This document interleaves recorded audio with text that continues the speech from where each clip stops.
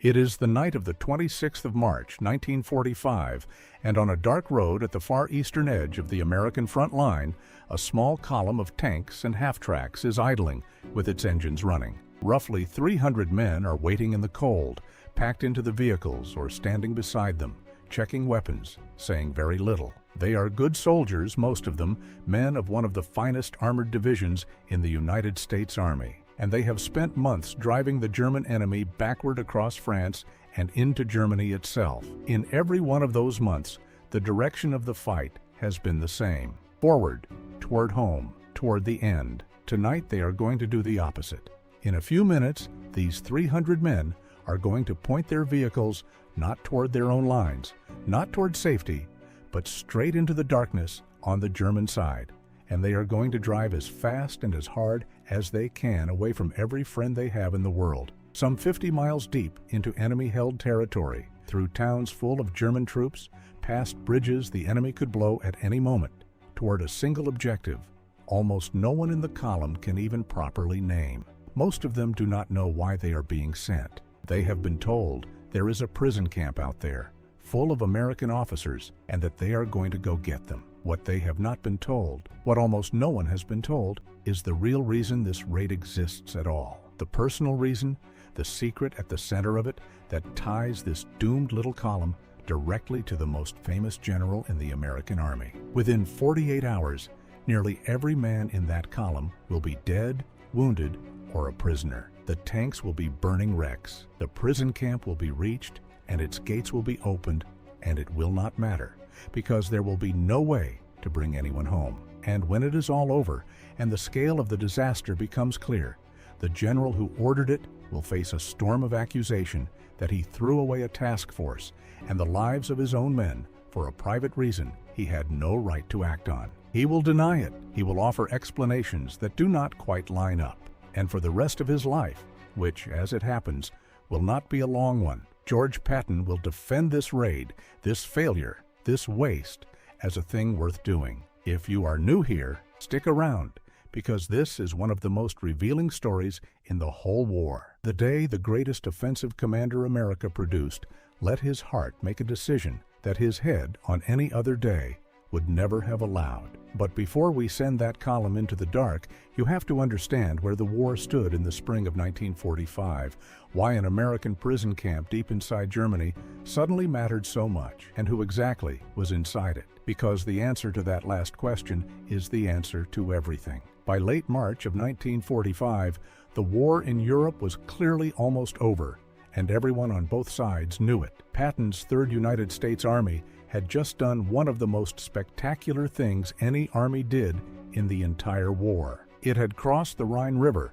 the last great natural barrier guarding the German heartland, and it had done so with breathtaking speed, catching the enemy flat-footed and pouring armored columns into central Germany faster than the crumbling German command could react. Whole German units were surrendering. Others were simply melting away. The Third Army was rolling east through a collapsing enemy, and Patton, who lived for exactly this kind of open, fast-moving pursuit, was in his element, driving his divisions forward across the map faster than his own supply trucks could keep up. But the collapse of Germany created a new and frightening problem, and it was this problem that put the idea of a deep raid into Patton's mind. Scattered across the shrinking territory the Germans still held were prisoner-of-war camps, camps full of Allied airmen and soldiers who had been captured over years of fighting, some of them held since the earliest campaigns of the war. As the front lines dissolved, no one knew what the Germans intended to do with these men. Would they simply free them as the Americans arrived? Would they march them deeper into Germany to use as bargaining chips? Would desperate, fanatical elements of a defeated regime decide to kill them rather than hand them back? These were not idle fears. The Allies had already seen again and again that a collapsing enemy could behave with sudden, murderous cruelty. And so there was a real and reasonable military instinct at work that where a POW camp lay within striking distance, it might be worth a bold move to reach the prisoners before the enemy could move or harm them. That instinct was legitimate. Hold on to it, because Patton would lean on it hard when the questions came. But it was not the whole story, And the part it left out is the part that turns this from a bold gamble into something much more troubling. There was, deep in the German interior near a town called Hammelburg, a prisoner of war camp known as Oflag XIII-B, an officers' camp. And inside that camp, among roughly 1,500 captured American officers, was one particular man. His name was Lieutenant Colonel John Waters. He was a West Point graduate, a capable and respected officer, and he had been a prisoner of the Germans for more than 2 years, ever since he was captured in the fighting in Tunisia, in North Africa, back in February of 1943. And he was married to a woman named Beatrice Patton. He was George Patton's son-in-law. Waters hadn't had an easy war. From the moment of his capture in that North African fighting, he had begun a prisoner's long odyssey through the German camp system, moved from place to place as the war shifted, held for month after month, year after year, while the world moved on without him. As the German fronts began to collapse in the final stretch of the war, prisoners like Waters were often marched or shipped deeper into what remained of German-held territory, deliberately herded away from the advancing Allied armies. He had endured all of it, and he had ended up, along the way, in the officers' camp at Hammelburg, within reach, at last, of the very army his father-in-law commanded. He had survived more than 2 years behind wire. He did not yet know that the most dangerous day of his captivity would be the day his own side came to set him free. That is the secret at the center of the raid. The most famous general in the American Army had, sitting in a prison camp some 50 miles behind German lines, his own daughter's husband, a man he knew, a man he respected, a member of his own family who had spent more than 2 years behind wire while Patton drove his armies ever closer. And as the Third Army rolled east in that final spring, Patton became aware, or at least strongly suspected, that Waters was being held at or near Hammelburg. What he did with that awareness is the whole controversy. Now, Patton would later insist that the raid was about the prisoners in general, not about Waters in particular. He would claim he did not even know for certain that his son-in-law was in that specific camp, and it is possible to construct a version of events in which that is technically defensible, but the evidence sits uneasily against him. Patton took steps that only make sense if he knew exactly who was there. Most tellingly, when the task force set off, he attached to it one of his own aides, a major named Alexander Stiller, an old and trusted companion of Patton's, and Stiller went along on the raid for no clear military reason. Stiller knew John Waters by sight. The most natural explanation for sending him is the obvious one. He was there to help identify and recover Waters personally. It is very hard to look at that decision and believe the raid had nothing to do with the general's son-in-law. And that is precisely why, when the disaster unfolded, the accusation that stuck to Patton was not that he had made a bad tactical call. It was that he had spent other men's lives on a family errand. So the order went down the chain. And here we come to the moment that historians keep returning to, the moment when the professionals under Patton tried to stop him and could not. The mission was handed to the 4th Armored Division, one of the best in the Army, and its senior commanders looked at what they were being asked to do and did not like it at all. The division commander, Major General William Hoge, understood immediately that sending a force deep behind enemy lines to a distant objective with both flanks open and no support was enormously dangerous. And when the discussion turned to how large the force should be, the disagreement grew sharper. Hoge and the aggressive young colonel who commanded the AU Relevant Combat Command, a man named Captain Abraham, who would go on to become one of the most respected soldiers in American history, argued that if this raid was going to be attempted at all, it should be done in strength. Send a full combat command, they urged. Send enough tanks and men and firepower to punch through, hold a corridor, and actually have a chance of fighting back out again with the prisoners. Patton refused, whether out of a desire to keep the operation small and quiet, or because a larger force would draw attention to what he was really doing, or simply because he underestimated the danger.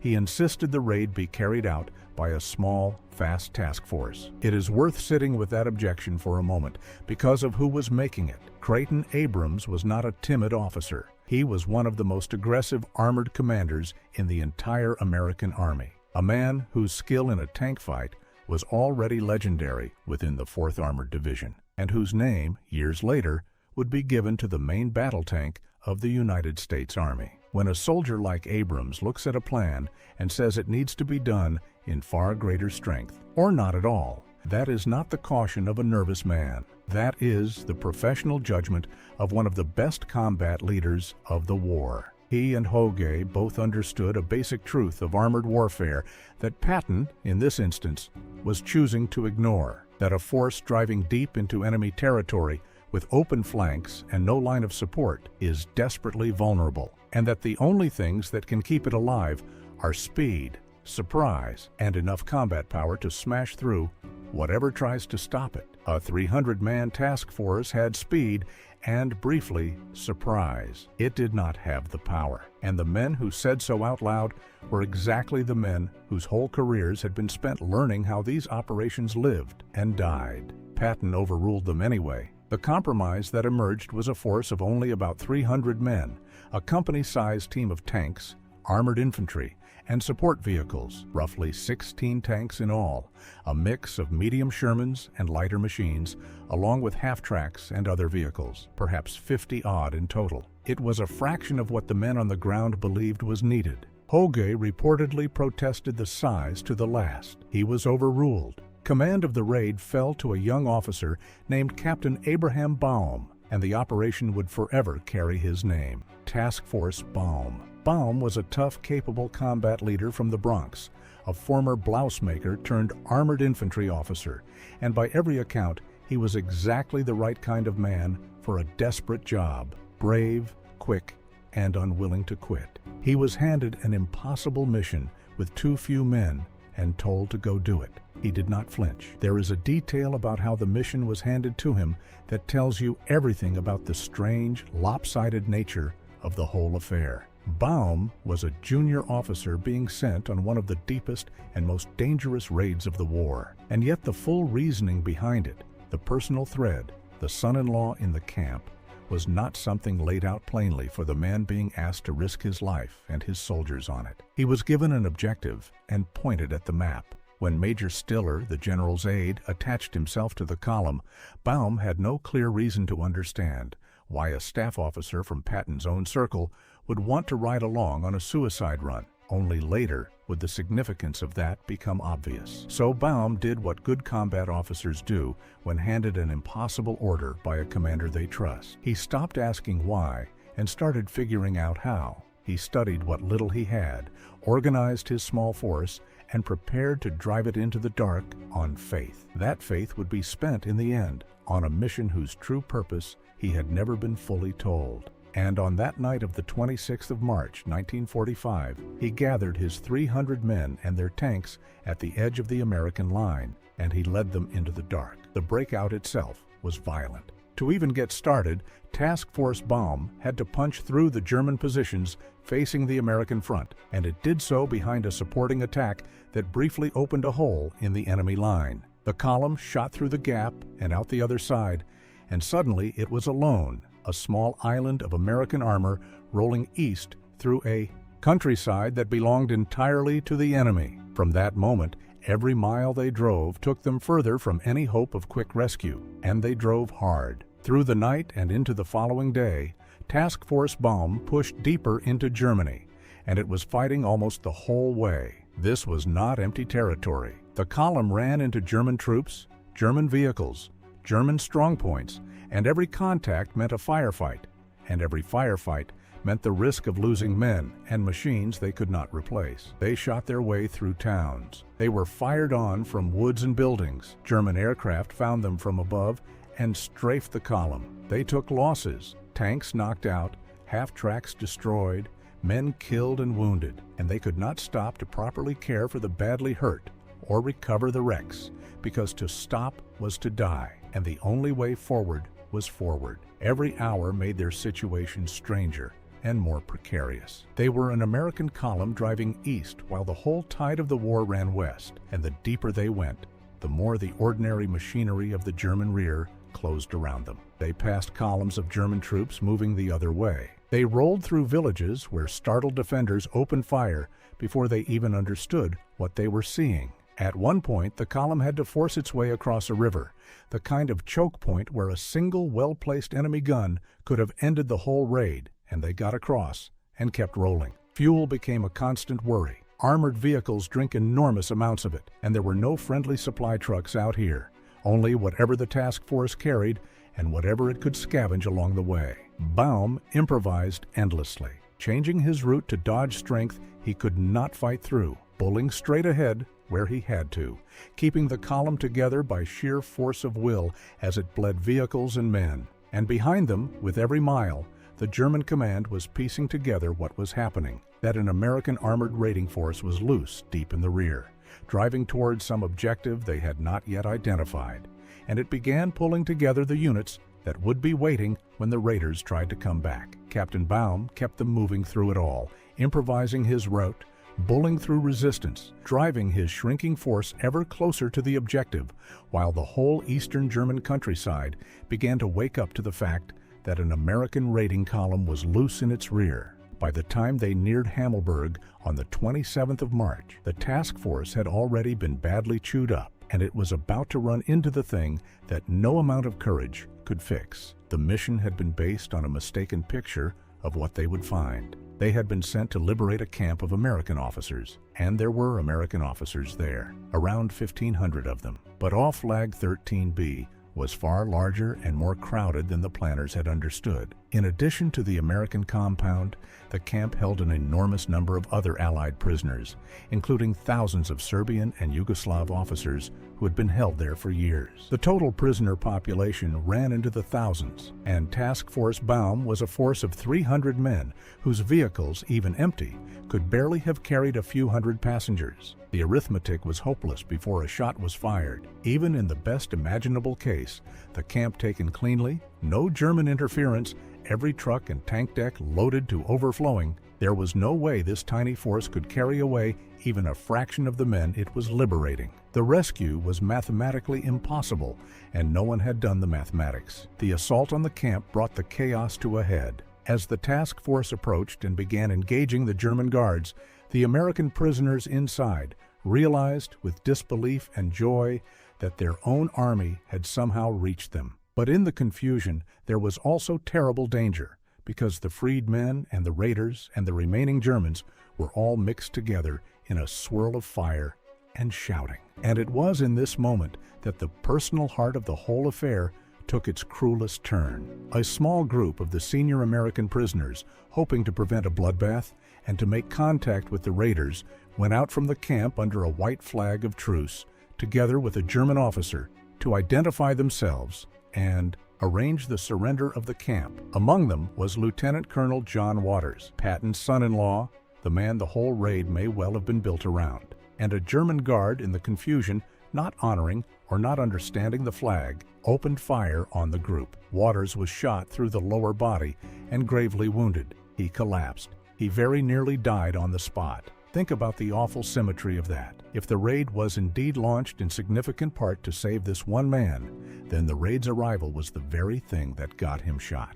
He had survived more than 2 years as a prisoner, and in the chaos of his own rescue, he was nearly killed. He would live, carried back into the camp and operated on by a Serbian prisoner surgeon, one of those thousands of other captives who saved his life on a table inside the very compound the Americans had come to liberate. But he could not be moved. He was far too badly hurt to be loaded onto a tank and driven 50 miles through a running battle. The one man the raid may have existed to bring home was, at the moment of rescue, the one man who absolutely could not go anywhere. And so, Captain Baum found himself standing in the middle of the disaster in its full, terrible shape. He had fought his way 50 miles into Germany. He had reached the camp. He had opened it, and now he was surrounded by hundreds upon hundreds of freed prisoners, exhausted, overjoyed, milling men who wanted nothing more than to go home. And he had 300 exhausted soldiers of his own, a handful of surviving vehicles, no way to carry the mass of liberated men, night coming on, his fuel and ammunition running low, and the entire German military in the region now converging on his position from every direction. Word of the raid had spread. German commanders were assembling everything they could find: tanks, assault guns, infantry, whatever units were in the area, and they were moving to trap and destroy the American force that had dared to drive into their rear. Baum did what he could. He told the freed prisoners the brutal truth. He could not take them all, could not really take many at all, and any man who tried to leave with the column was choosing to run a gauntlet that most of them would not survive. The scene around him in those hours was one of the strangest in the whole war. Hundreds of liberated men poured out of the compound into the gathering dark, many of them weak, half-starved, some barely able to walk, all of them intoxicated by the sudden impossible fact of freedom after years behind wire. And into the middle of that joy, Baum had to deliver the crushing news that there was no ride home, that his own force was itself now trapped, that the safest thing most of them could do was to turn around and walk back into the camp they had just left and wait for the real advance to arrive. Some could not bear to do it and climbed onto the tanks and half-tracks anyway, clinging to the outside of the vehicles. Baum pulled his surviving armor into a defensive position on high ground near the camp to gather himself, to take stock of what he had left, to try to scrape together enough fuel from the remaining vehicles to give some of them the range to run for home. His command was a fraction of what it had been. His men were exhausted past the point most people ever reach, and all around them, in the darkness, they could hear and sense the enemy assembling. Every soldier in that lager understood without being told that the drive in had been the easy part, and that the drive out was going to be something else entirely. Some prisoners climbed aboard the vehicles anyway, desperate for any chance. Many, realizing the raiders were now in as much danger as they were, chose to stay in the camp and wait for the regular advance to reach them, which, as it turned out, was the wiser choice, because that camp would in fact be properly liberated by the American Army only about 2 weeks later. But for a task force Baum itself, there would be no such reprieve. Baum gathered his battered command, loaded what men he could, and turned around to try to fight his way back out, back through 50 miles of now fully alerted enemy country, in the dark, low on everything, with the trap already closing. It closed at dawn. As the remnants of Task Force Baum tried to break westward toward the American lines, the Germans caught them in the hills near the camp and destroyed them. Assembled enemy armor and infantry hit the column from the high ground and from multiple directions at once. There was a bitter geographic irony in where the killing blow came from. Hammelburg was not just a prison camp. The area around it included a long-established German military training ground,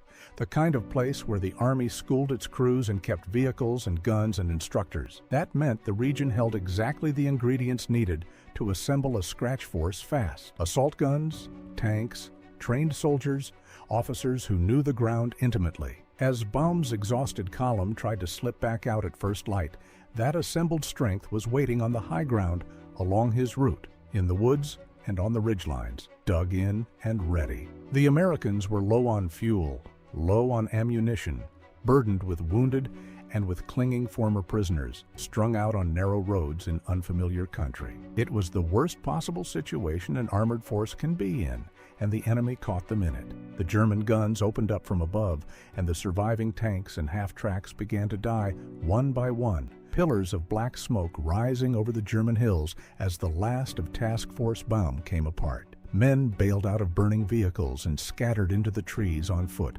hunted through the woods in ones and twos. There was no line to fall back to, no reinforcement coming, nowhere to go. The trap the professionals had warned about had closed exactly as they feared it would. The surviving American tanks and half-tracks were knocked out one after another, brewing up in flames on the German hillsides. Men were killed, men were wounded.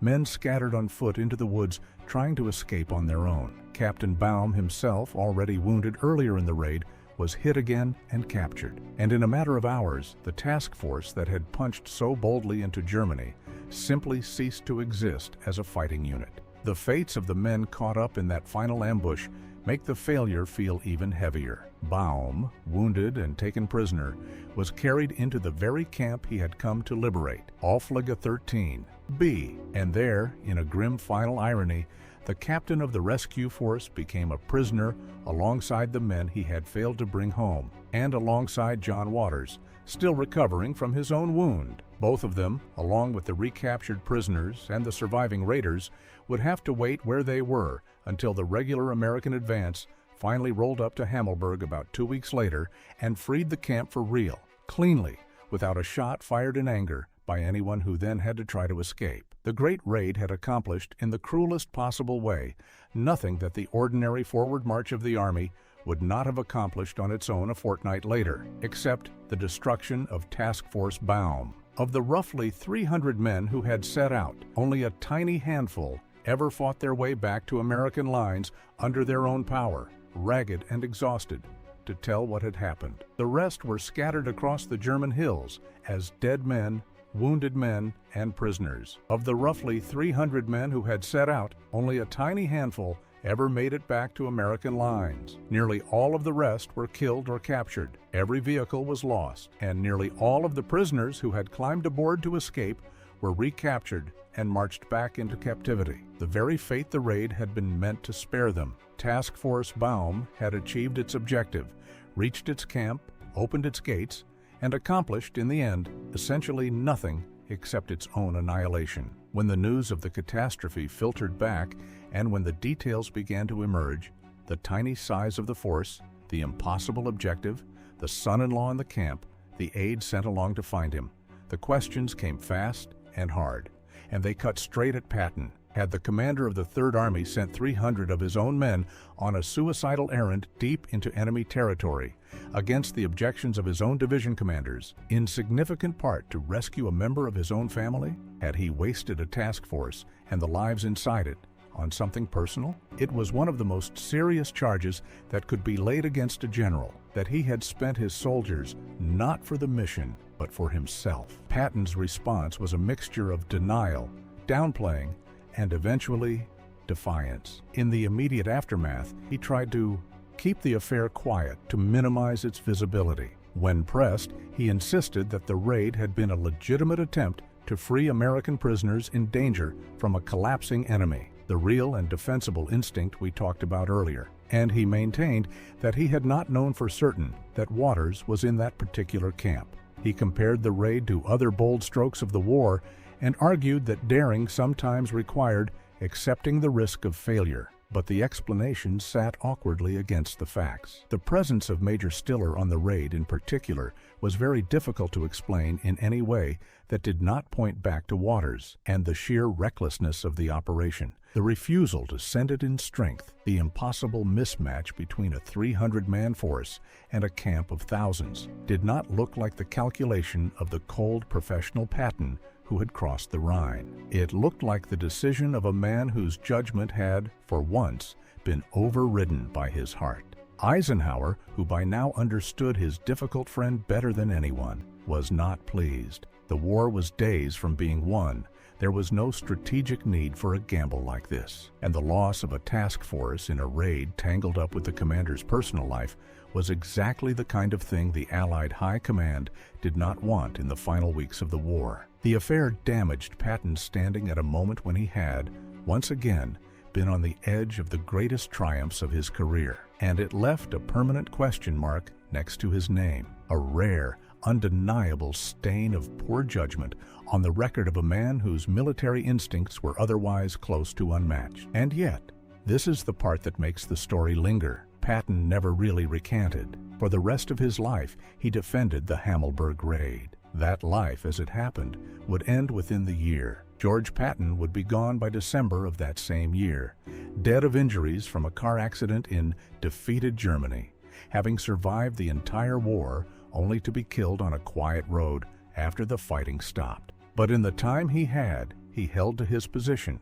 He argued that trying to free American prisoners was the right thing to attempt. He accepted that it had failed and that the cost had been terrible, but he framed that cost as the price of daring, the kind of price a bold commander must sometimes be willing to pay. He would not concede that it had been a mistake. He defended it, in effect, to his grave. So, how do we judge it all these years later? There is a case for Patton, and it is not nothing. The fear for the prisoners was real.